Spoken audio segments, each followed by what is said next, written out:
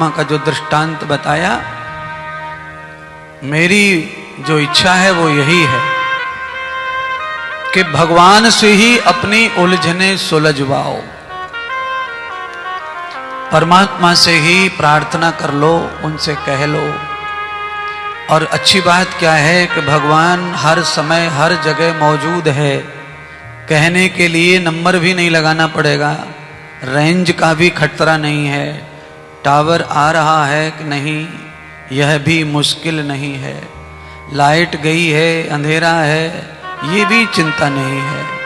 बस दिल के उद्गार खड़े करो, हृदय में आवाज खड़ी करो, परमात्मा तक फट पहुंच जाती है। महर्षि भृगु ने राजा सोमकांत को एक भगवान श्री कृष्ण, भगवान श्री गणेश जी का अद्भुत दृष्टांत दिखाया। कहा कि ब्रह्मा जी ने वेद व्यास जी को यह दृष्टांत सुनाया था और ये दृष्टांत मैं तुम्हें सुनाना चाहता हूं, गणेश के प्रति तुम्हारी अमृत श्रद्धा हो जाए। भगवान गणेश के प्रति प्रगाढ़ श्रद्धा हो, भगवान के प्रति श्रद्धा में कभी कमी न आए, उसके लिए दृष्टांत भगवान के होते रहने चाहिए। और भगवान जिनके जीवन में निरंतर चमत्कार करता है, उन लोगों की श्रद्धा भगवान पे बढ़ती बढ़ती चली जाती है। तो राजा सोमकांत को कहीं से विघ्न न पड़ जाए उसकी श्रद्धा में। अगर राजा की श्रद्धा में विघ्न पड़ गया तो राजा का रोग ठीक नहीं होगा, राजा कोढ़ से मर जाएगा। और राजा जो है शिष्य बन गया है भृगु ऋषि का। इसीलिए गुरुदेव का फर्ज है, गुरुदेव का धर्म बन गया कि वो अपने शिष्य को स्वस्थ करे। राजा ने घर बार छोड़ करके गुरुत्व धारण किया है, राज्य को त्याग कर, पुत्र को त्याग कर शरणागति ली है महात्मा की, तो जरूर भला होगा। परिवार की तृष्णा के साथ में कृपा कम प्राप्त होती है। आप चाहे जितनी विश्वास रखें गुरु पर, भगवान पर अगर आपकी वो जो तृष्णा है परिवार के प्रति अगर वो बनी हुई है, तो भगवत गुरु के प्रति आपकी तृष्णा ज्यादा नहीं हो सकती। और ज्यादा नहीं हो सकती तो परिणाम भी अच्छे नहीं आएंगे, क्योंकि आपकी तृष्णा तो चारों तरफ फैली हुई है। और आप जानते हैं, पानी अगर रास्ता ना पकड़े तो पानी यात्रा नहीं करता। आप कभी पानी को छोड़ के देख लेना, अगर पानी को रास्ता नहीं मिला, पानी को अगर 10 दिशाएं खुली पड़ी हैं, तो पानी यात्रा करता नहीं है, पानी पसरता है, पानी वहीं फैलने लग जाता है। और पानी को आप थोड़ा सा रास्ता दे दो, लकड़ी से आगे आगे खोदते चले जाओ जमीन को, तो पानी बिना पसरे आप जहां तक चाहते वहां तक जाता है, लकीर के पीछे पीछे पीछे पीछे। यही है, अगर आपकी तृष्णा चारों ओर फैली है तो वो पसर जाएगी पर यात्रा नहीं करेगी। और आपकी तृष्णा गुरु में लगी है, भगवान में लगी है, तो वो सफल होगी और यात्रा करेगी। तो राजा सोमकांत का इतना भला क्यों चाह रहे महात्मा? राजा सोमकांत से महात्मा भृगु को क्या प्राप्त हो गया है? तो बंधुओं, असली बात यह है कि महर्षि भृगु को राजा सोमकांत से कुछ प्राप्त हुआ नहीं है और होने वाला भी नहीं है। क्यों नहीं होने वाला है? क्योंकि राजा सारा राज्य अपने पुत्र को देकर आया है। राजा के पास में पत्नी और 2 मंत्रियों के अलावा कुछ नहीं है, और वो चारों प्राणियों को भी गुरुजी को ही खिलाना पड़ रहा है। देने की बात छोड़ो, गुरुजी को उल्टा खिलाना पड़ रहा है। और ऐसी स्थिति में भी भृगु ऋषि राजा सोमकांत का पूरी तरह कल्याण चाहते हैं। केवल भृगु ऋषि चाहते हैं ऐसा नहीं है, भृगु ऋषि की तरह लाखों महात्मा आज भी इस कलयुग में मौजूद हैं जो अपने शिष्य का कल्याण पूरा चाहते हैं। पर शिष्य कलयुग में ऐसे नहीं है। शिष्य बहुत चंचल और चलायवान होता है। गुरु काफी त्याग तप जप करके बनता है।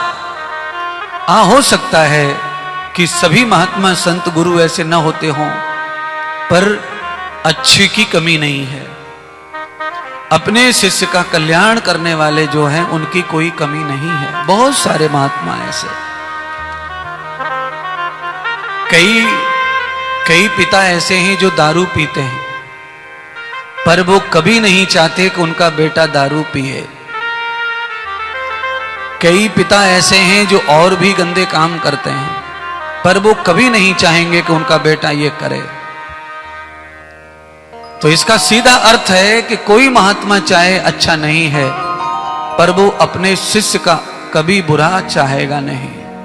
पिता अच्छा नहीं है, मां अच्छी नहीं है, पर वो औलाद का अहित नहीं कर सकते।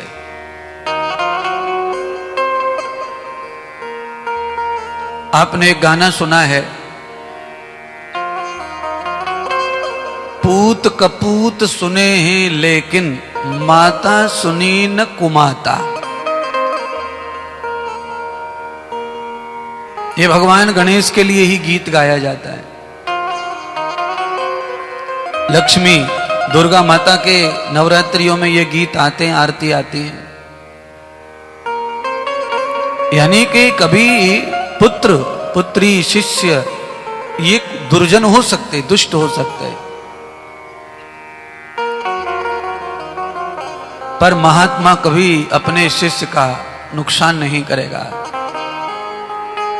महात्मा में बुराई हो सकती है, पर शिष्य का बुरा नहीं करेगा।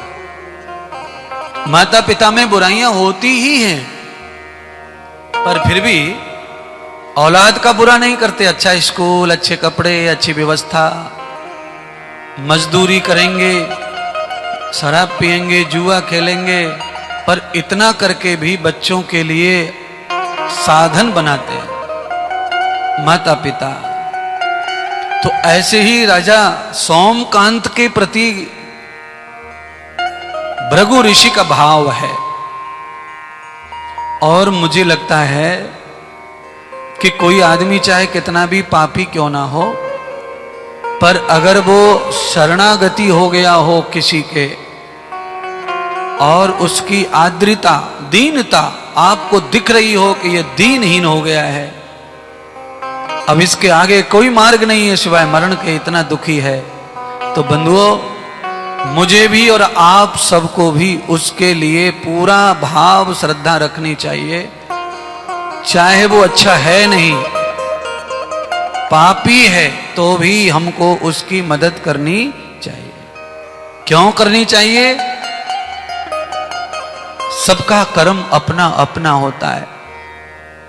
उसका कर्म उसके साथ, हमारा कर्म हमारे साथ। उसके दुर्जन कर्म के कारण हो सकता है हमें मुश्किलें आए, तकलीफ आए, कुछ तकलीफ होने दीजिए। उन तकलीफों को आप अपने लिए वरदान समझो। अच्छा बोलो, चलो आपने देखा नहीं होगा, पर आप थोड़ा बहुत जानकारी रखते होंगे। मैं आपसे यह पूछना चाहता हूं, आपने कभी गजक खाई है? गजक कौन कौन खाई है? गजक हाथ ऊपर करो। बस गजक खाने का मतलब है महाराष्ट्र में उपलब्ध नहीं है तो नहीं खाइए, इसलिए हाथ नहीं हुए। 2-3 लोगों ने हाथ ऊपर किए, ये यूपी से आए हैं। जहां ज्यादा ठंडी पड़ती है उधर गजक बनती है। गजक आपने देखी है, सबने खाई भी होंगी थोड़ी बहुत। गजक की जगह पर महाराष्ट्र में चिक्की बनती है। चिक्की।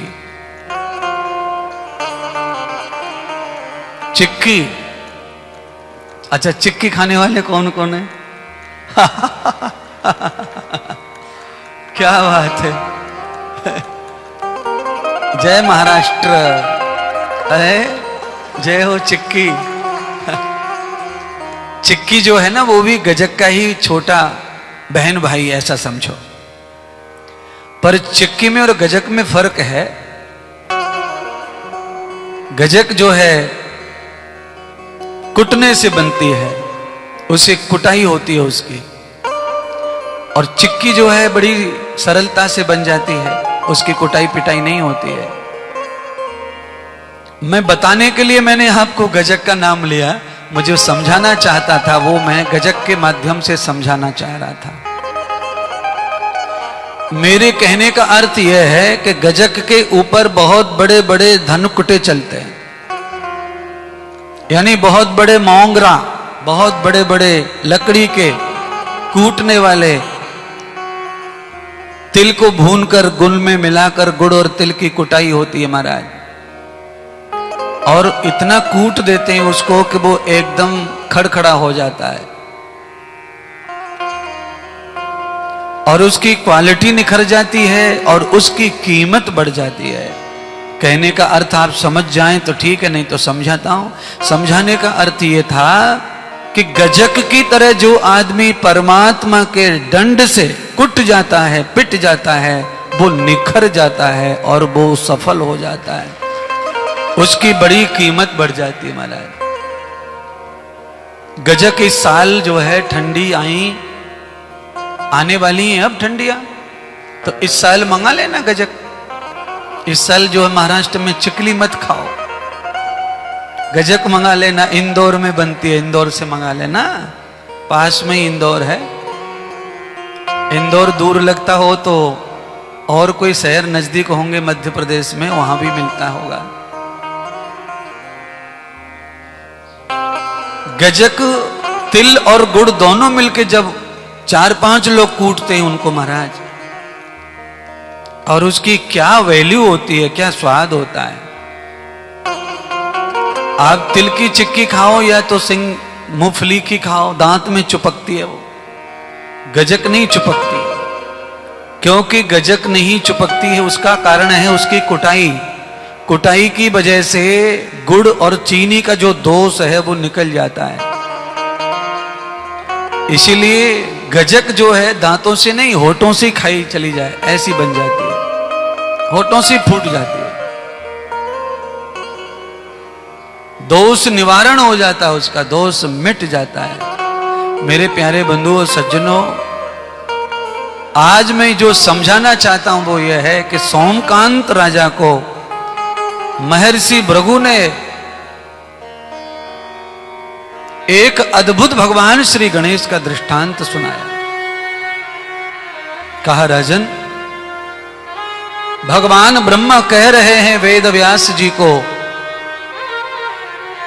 वणिकौर कथेर पुर नारायण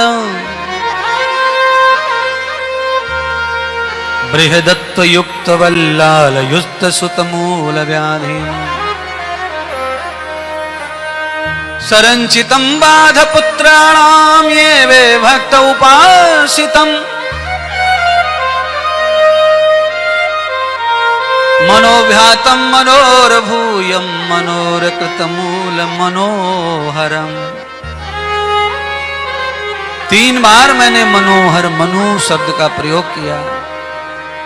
भगवान कहना चाहते हैं राजा सोमकांत को कि ब्रह्मा जी ने वेद व्यास जी को ये कथा सुनाई और वेद व्यास जी ने ये कथा अपने शिष्यों को सुनाई, तो ये कथा मुझे भी सुनने का मौका मिला, ये कथा मैं तुम्हें सुना रहा हूं। तो राजा सोमकांत ने कहा कि सुनाइए, क्या कथा है?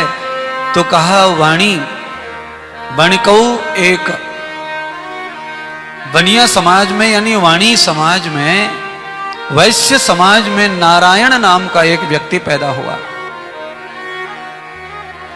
बदको सुतः यद लक्षणा, और उस वैश्य के घर में एक पुत्र पैदा हुआ। पुत्र का नाम है वल्लाल। आपने भगवान गणेश के नाम सुने होंगे, तो एक नाम गणेश का है बल्लाल गणेश। वाणी बनिया के घर में जो बालक हुआ, वो बालक ऐसा अद्भुत बालक कि भगवान गणेश के प्रति उसकी जन्म से आस्था और पूर्णतः भगवान गणेश में रुचित रहने वाला बालक थोड़ा थोड़ा बड़ा हुआ तो बिना सिखाए भगवान गणेश के मंत्र बोल लेता, मंत्र ध्यान कर लेता, जप कर लेता। और कथा में ऐसा लिखा, ऐसा बताया कि वो छोटे बच्चे जिस प्रकार खेलते हैं ऐसे वो वाणी का जो बच्चा है, बनिया का जो बालक है, वो खेलने में भी भगवान श्री गणेश